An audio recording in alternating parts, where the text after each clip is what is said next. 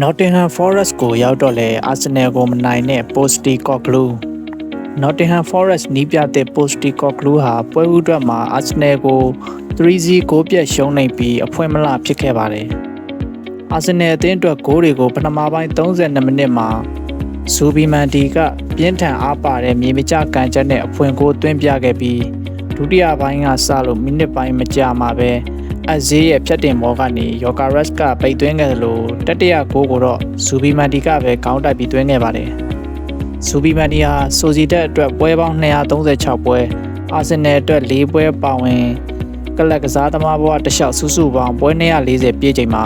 ထိပ်တန်းဆင်လိပွဲစဉ်တစ်ပွဲမှာပထမဆုံးအကြိမ်အဖြစ်တပွဲတဲ့2ဂိုးသွင်းနိုင်ခဲ့တာဖြစ်ပါတယ်။အာဆင်နယ်အသင်းဟာ2021နိုဝင်ဘာကနေဒီဇင်ဘာနောက်ပိုင်းပထမဆုံးအဖြစ်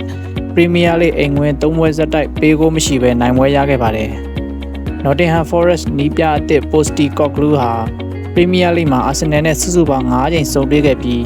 နိုင်ပွဲမရှိဘဲတပွဲတရီ4ပွဲရှုံးနေခဲ့ပါတယ်။ Postecoglou ရဲ့အသင်းကို4ကြိမ်အထိအနိုင်ရခဲ့တဲ့အာဆင်နယ်နဲ့အတူချက်စီအသင်းတို့သာရှိပါတယ်။